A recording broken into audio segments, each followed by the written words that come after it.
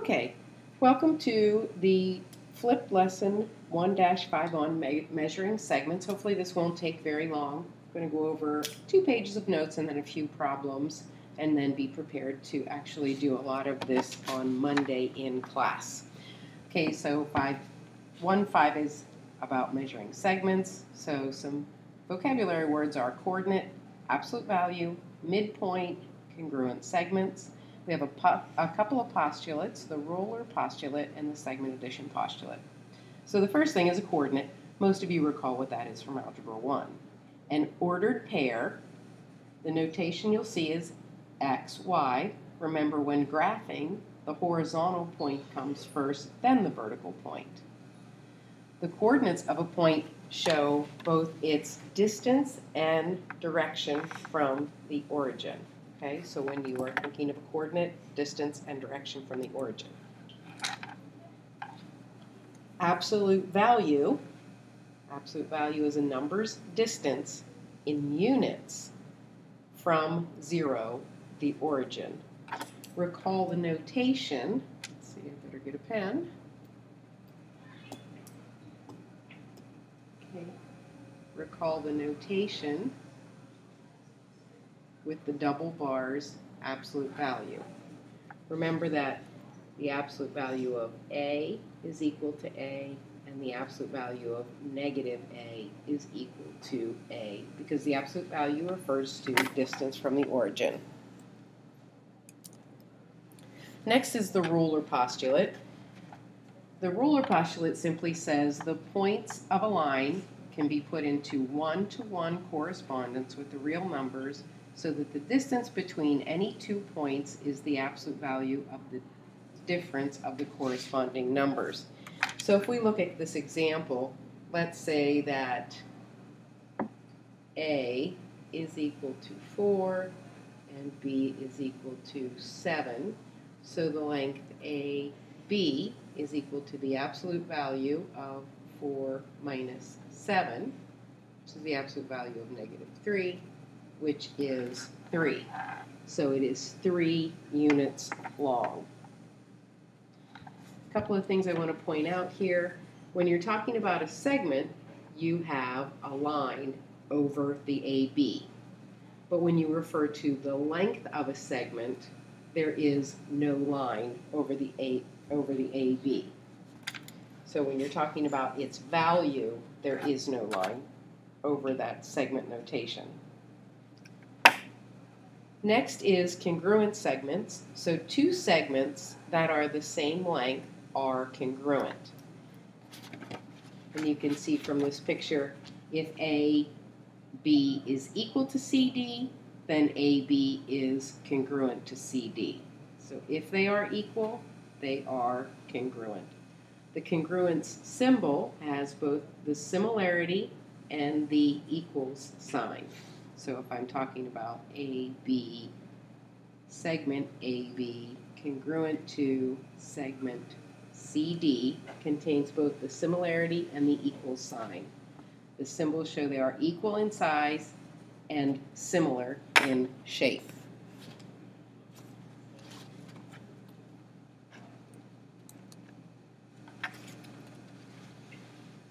Postulate 1-6 is the segment addition postulate, and it simply says that if 3 points, A, B, and C, are collinear, and B is between A and C, then AB plus BC equals AC.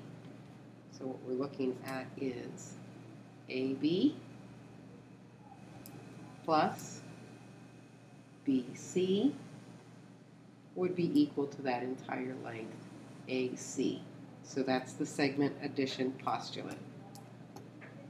When we look at the example, we're going to use the segment addition postulate. So it says, the picture here gives us DS and T all on the same line. So we know that DS plus ST is equal to DT. The problem says if dt is equal to 60, what's the value of x? Then find the length of ds and st. Then substitute in the expression that represents the length of dx, 2x minus 8, plus then the expression that represents the length of st, which is 3x minus 12. Combine like terms, so you should have 5x minus 20 equals 60. Add the 20 to both sides. So 5x is equal to 80, so x is equal to 16 for that particular problem. Segment addition. Next is the midpoint, a point that divides the segment into two congruent segments is the midpoint. Remember the symbol for congruence there. And these hash marks, you see these hash marks right here? Hash marks indicate that they are congruent segments.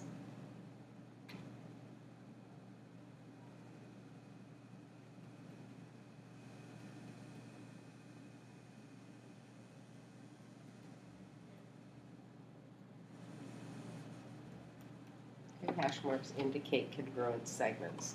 So in example 3, using the midpoint, says that C is the midpoint of AB. So that means AC is congruent to CB. So AC is congruent to CB, which means that AC is equal to CB. I don't need those. Inadvertently put that little line there. Let's take that off there.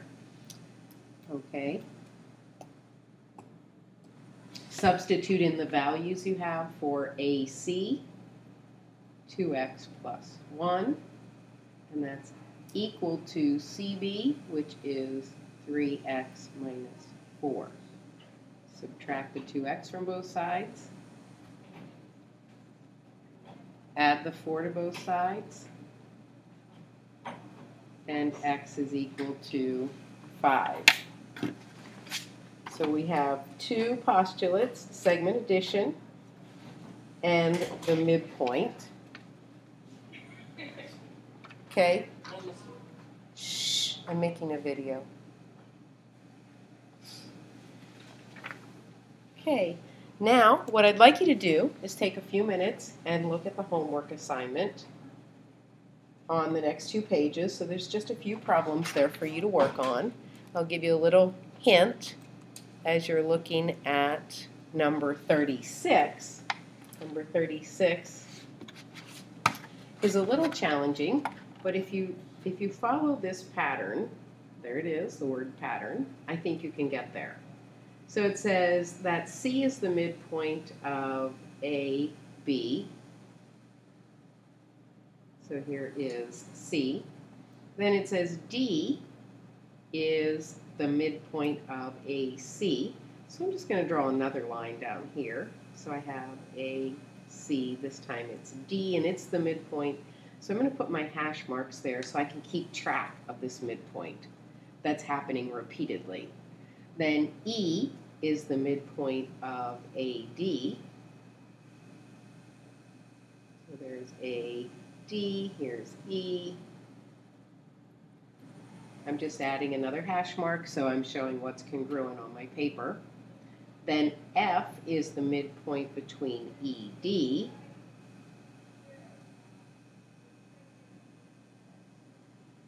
And there'll be 4 here. And then finally, G is the midpoint of EF. I'll put the E over here and the F over here so maybe we can see the G there.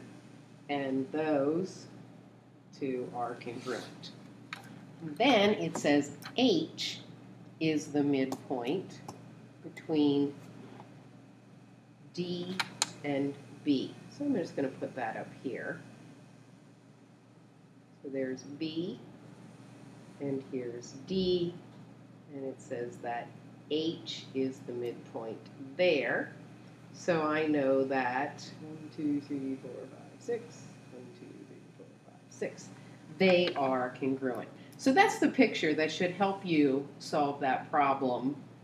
You're looking for the length of GH. So let's just add that to help you get a visual of what that might look like. So you're looking for this length from G to H. That's the length you're looking for. Okay? And it is the challenge problem. So don't worry too much if you don't get there, but take a look at it, see if you can figure it out. Have a nice weekend. I'll see you Monday.